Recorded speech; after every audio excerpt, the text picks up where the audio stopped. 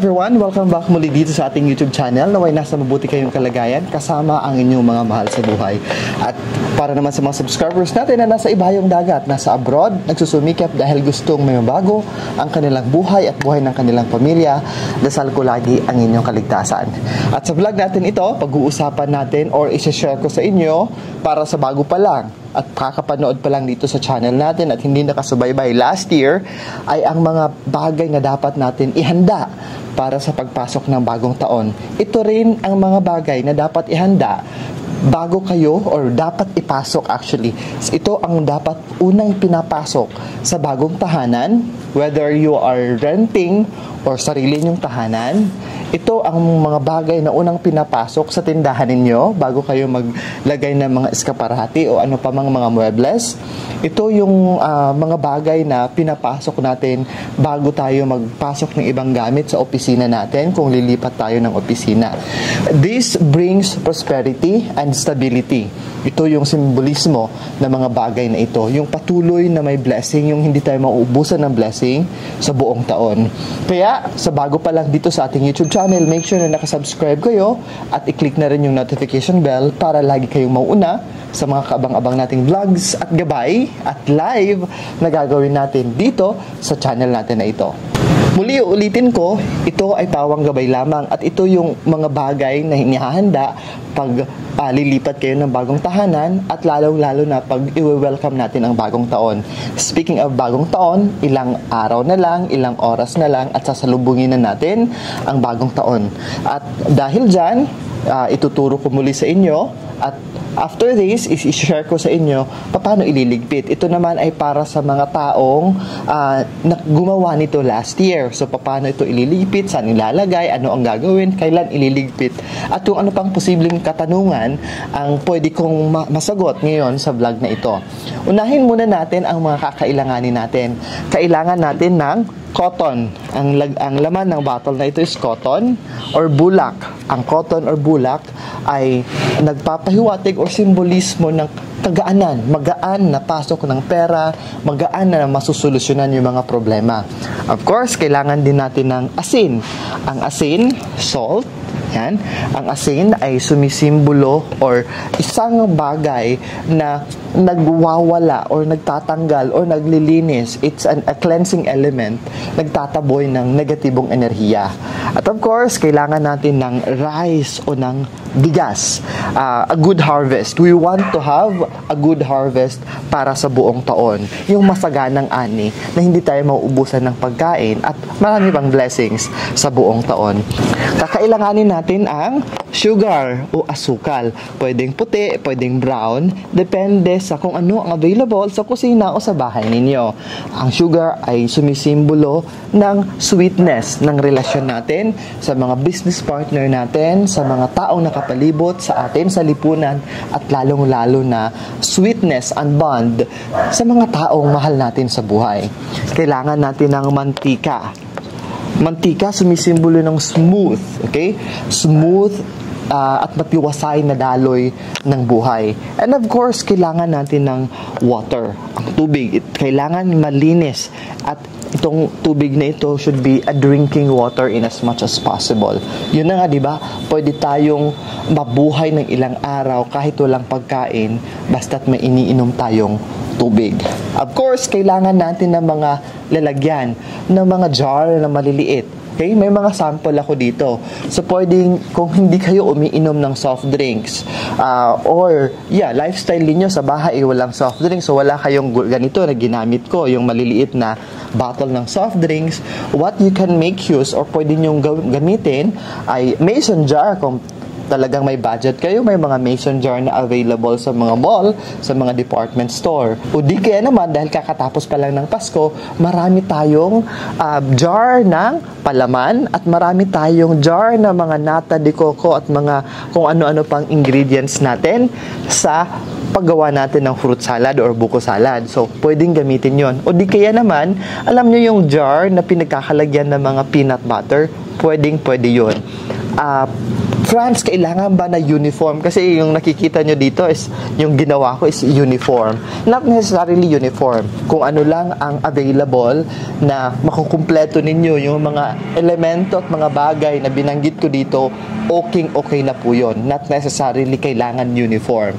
Kailangan din ninyo ng pulang tali, red na ribbon. Ang pula ay sumisimbolo ng paghatak ng good energy, nagtataboy ng negatibong enerhiya, and of course, this is good luck. This brings prosperity. Kaya kailangan, at makikita nyo sa mga feng shui tips ko sa inyo, kadalasan may pulang tali. At kailangan din natin ang 9 na pirasong perang papel. Okay? Ang hawak ko ay tag 20 pesos. Okay? Pwede kayong gumamit ng mas malaking halaga, a bigger value of money. At kung nasa ibang bansa kayo, you can make use of the money or pera or currency sa bansa kung nasaan po kayo.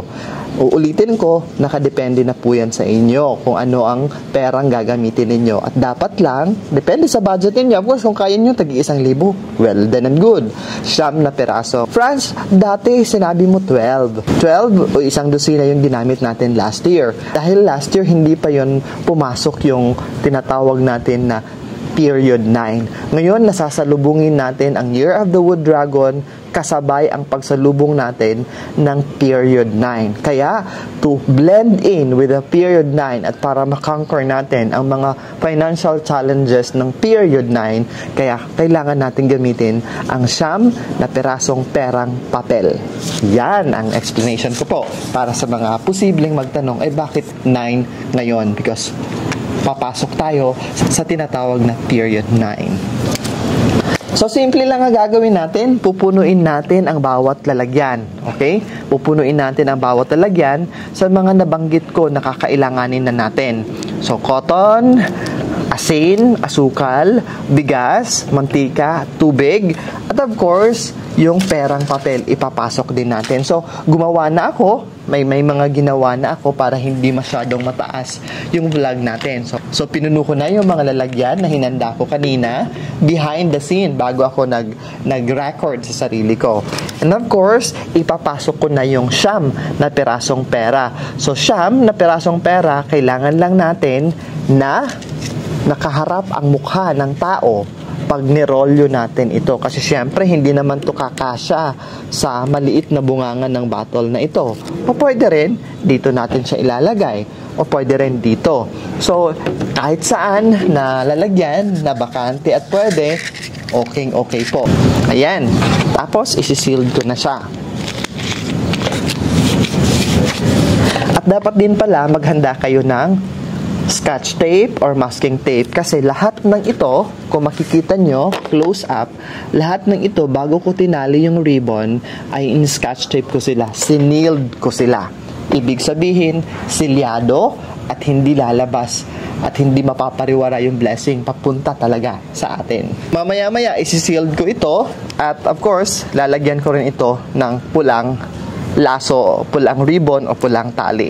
Ngayon, sasagutin natin yung mga katanungan. Para sa mga subscribers and solid supporters natin na gumawa nito last year, Franz, kailan kami magpapalit ng ginawa namin na tulad nito? Okay, that's a good question.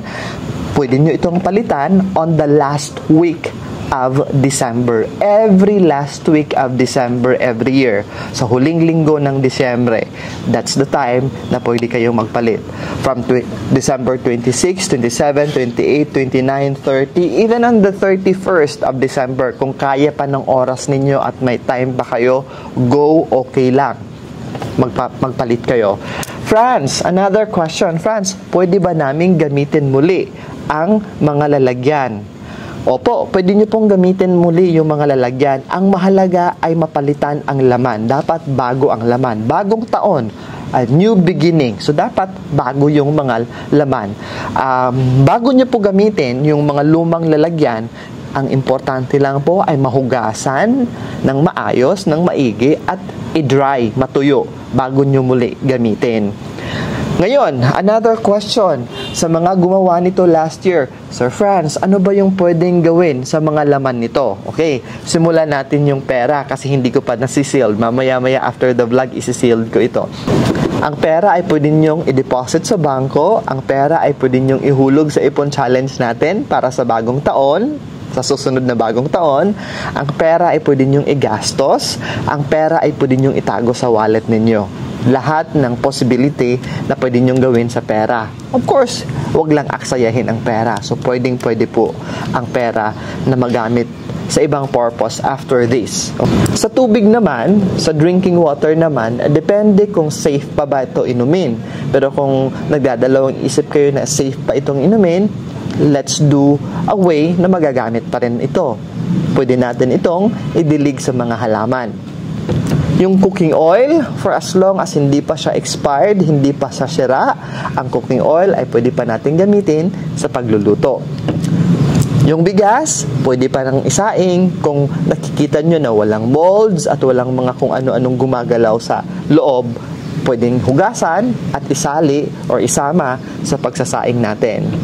Yung asukal, tulad din ng asukal. Ang asukal, pwede natin gamitin sa kusina for as long as hindi siya tumigas, for as long as wala kang nakikita mga molds, at for as long as hindi siya sira, pwede pa itong gamitin.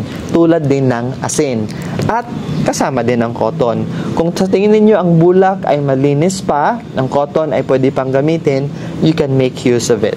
Ngayon, friends, pwede pa ba namin gamitin muli yung red na ribbon at yung scotch tape na ginamit dito? I would suggest na hindi na.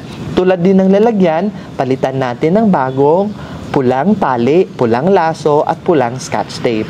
Ngayon, pagkatapos na natin gawin ang lahat, na kumpleto na, natalian na, naipasok na lahat, punong-puno, dapat punong-puno ang bawat lalagyan, punong-puno sila, tapos na-sealed na natin, nalagay na natin ang pulang tali, kakailanganin po din ninyo ng labeler. Ako ginawan ko ng medyo maganda-gandang labeler. Nag-print ako, tapos nilagyan ko nito. Bakit? Kasi para matatandaan natin, kasi isang taon natin siyang itatago sa cabinet sa kusina. So, para kung sino man ang makakakita, alam nila anong mga laman nito. Posible kasi natin makalimutan na isang taon ang hihintayin natin bago natin palitan at bago natin kunin ulit, ilabas ang mga ito. So, ang gagawin natin, kung meron kayong anything, it could be a plastic, it could be a basket like this, ilalagay mo lang sila lahat, ipapasok mo lang sila lahat, tapos itatago natin sa eskaparate, sa cabinet, sa kusina natin. Doon natin to ilalagay. Hindi actually ito dinidisplay in public. Ito itinatago sa kusina natin. Ang kusina kasi, doon tayo nagluluto, doon hinahanda ang pagkain, doon nagsisimula ang blessing na pinagsasaluhan ng pamilya. Mas mainam na maganda ang pundasyon at mayroon tayong pampaswerte doon sa kusina mismo natin. At kung mayroon pa kayong ibang mga katanungan, you can just comment below. At sa mga magko-comment na mga katanungan ninyo, please be polite naman po. No bashing in as much as possible. Kasi nasa sa atin kung naniniwala kayo or maniniwala kayo. Hindi, wala naman pong pilitan at sapilitan. Iba-iba tayo ng paniniwala, nire-respeto ko ang paniniwala ninyo. Ay sana rin ay respetuhin ninyo yung mga paniniwala namin at yung mga taong naniniwala na mga ganito. Muli, paalala lamang po na ang lahat ng ito ay pawang gabay lamang. Wala namang mawawala kung magkakaroon tayo ng karagdagang kaalaman, karagdagang proteksyon, at karagdagang gabay. At yan ang vlog natin patungkol sa mga dapat nating ihanda para sa pagsalubong ng bagong taon, sa paglipat ng tahanan o pagbubukas ng bagong negosyo. Abangan ang iba pang gabay at bagong vlog at kaalaman sa mga content natin dito sa susunod nating vlog. Paalala lamang na ang lahat ng mga nabanggit dito ay pawang gabay lamang. Wala namang mawawala kung magsisilbi silang gabay at karagdagang proteksyon. Basta't samahan natin ng dasal, mabuting gawa at sariling sikap, mas lalo tayong uulanin ng swerte. Higit sa lahat, para maging matiwasay, ligtas at punong-puno ng grasya ang ating buhay, importante ang pagkakaroon ng positibong isipan, positibong pananaw at positibong disposisyon sa buhay.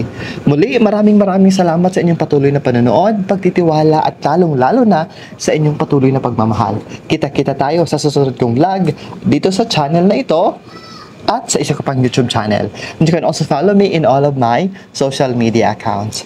Muli, ingat always, and let's roar like a dragon this coming 2024.